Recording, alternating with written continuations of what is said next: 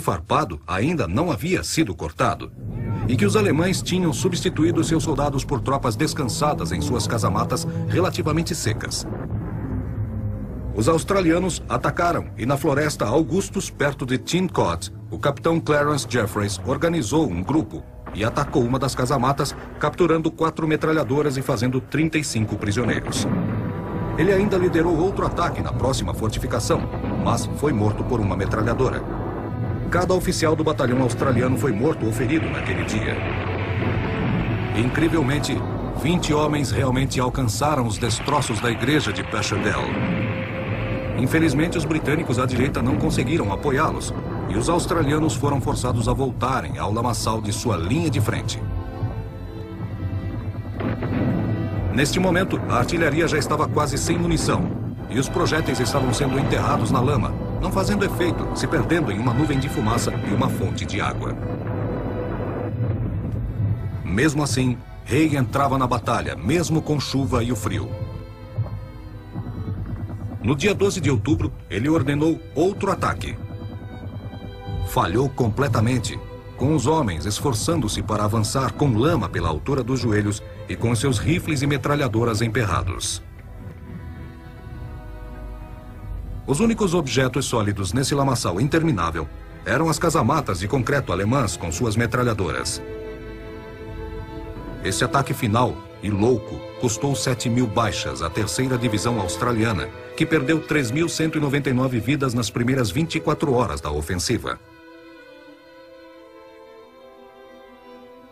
Os australianos, exaustos, finalmente recuaram. Mas Haig continuava patologicamente obcecado para tomar Passchendaele. Ele ordenou aos canadenses que assumissem a batalha. Entretanto, o general canadense Currie ainda mantinha o bom senso e recuou-se a mover as tropas enquanto o tempo não melhorasse e os suprimentos adequados não estivessem à disposição. Em 12 de novembro, os canadenses avançaram e tomaram Passchendaele, ou o que restava dela. Os britânicos alcançaram seu objetivo, embora tenha sido um pouco inútil a eles se considerarmos o plano original. Passchendaele custou 500.000 de vidas nos seus 3 meses.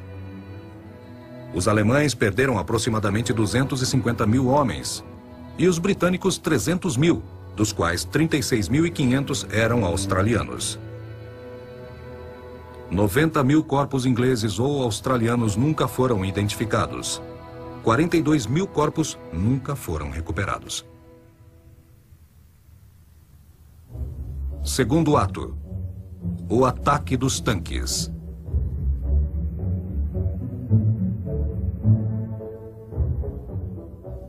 Apesar de sua moral e força terem sido expostas quase ao ponto de um colapso na batalha em Ypres, a BEF efetuou mais uma ofensiva em 1917. No dia 20 de novembro, em Cambrai, os britânicos concentraram seus tanques. Pela primeira vez, eles foram organizados para um ataque em massa, ao invés de ataques em pequenos grupos pelo fronte com o apoio da infantaria local. Um dia nós estávamos na linha quando alguém disse que a guerra tinha acabado. Nós ficamos espantados, nos mandaram seguir adiante e nós seguimos. Que nós deveríamos ver alguma coisa. Então nós vimos os tanques. O ataque em Cambrai envolveu uma bem planejada invasão em larga escala. O objetivo principal não era conquistar territórios, mas atacar os alemães em um terreno onde os tanques poderiam trafegar. O terceiro grupo de apoio estendeu seu domínio entre agosto e novembro, transformando isso em uma grande operação contra a linha Hindenburg. Haig e o general Byng perceberam vantagens em um plano que poderia não só reconstruir a reputação da BEF e reviver a moral, mas também simultaneamente tirar o olhar do inimigo do fronte italiano, onde os italianos sofreram uma derrota catastrófica em Caporetto em 24 de outubro. O terceiro exército esperou fragmentar o sistema Hindenburg entre o Canal do Norte e o Canal de Lescaut, antes de mandar a cavalaria entre a abertura para assegurar a passagem no Sancy e isolar Cambrai. A infantaria e tanques, depois de tomarem a floresta Bourlon, foram expulsar os alemães de Cambrai e da área entre os principais canais. O O principal obstáculo foi que o cansaço em Ypres e as demandas do fronte italiano deixaram a BEF com reservas escassas para qualquer aproveitamento em Cambrai. Resumindo, o plano excedeu os recursos que a BEF possuía no final de 1917. Também não foi ajudado pelo desejo de Byng de usar todos os tanques disponíveis e divisões de infantaria na fase de ruptura das linhas inimigas. Pelo lado positivo, o flanco combinou alguns elementos táticos promissores. Este incluía a decisão de abandonar a preparação habitual da artilharia de longo alcance e permitir 1.003 armas de auxílio para fazer um bombardeio surpresa, capitalizando a nova técnica de prever os tiros sem antes registrar os alvos. Outro novo aspecto foi a perfuradora para a cooperação entre a infantaria e tanque, desenvolvida pela Corporação de Tanques e defendida por Byng. 378 tanques, todos carregando aparatos novos para cortar galhos e passar por rochas cruzando a trincheira, operariam em grupos de 3. Em cada grupo, um tanque de escolta avançando se moveria 91 metros na frente de 2 tanques de combate, com a tarefa de reprimir o fogo alemão e proteger os 2 outros tanques. O último lideraria as seções de infantaria pelos arames farpados alemães e pelas trincheiras inimigas.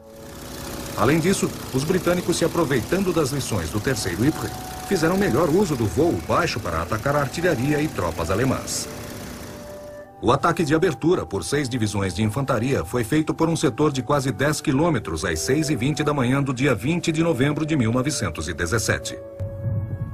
A surpresa pelos bombardeios repentinos e o uso de tanques possibilitou a formação de Byng na maioria dos lugares para abrir caminho no fronte de Hindenburg e seus sistemas de apoio por quase 5 quilômetros.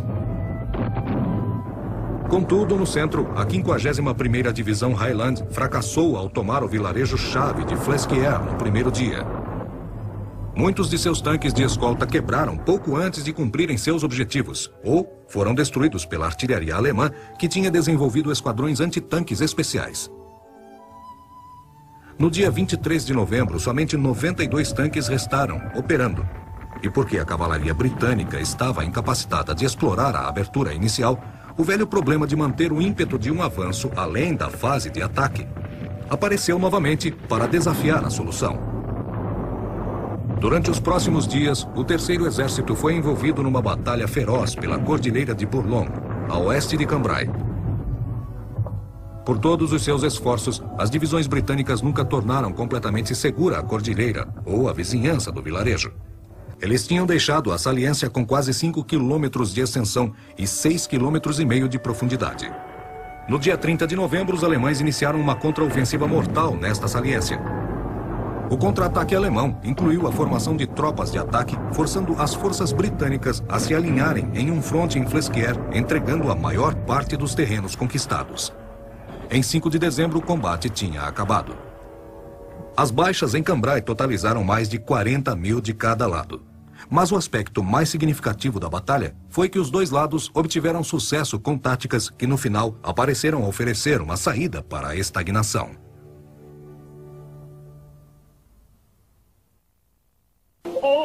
Terceiro ato. Lafayette, nós estamos aqui.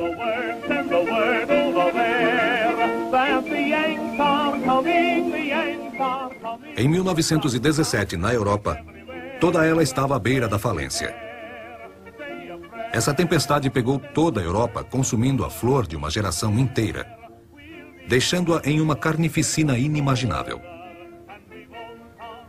O terrível custo da guerra na Rússia já havia derrubado seu governo.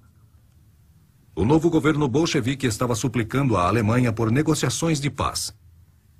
Quando houve a união de forças do exército e marinha americana para enfrentar o exército alemão cruzando o rio Marne, a noroeste da França, na primavera de 1918, a Primeira Guerra tomou sua forma mais violenta.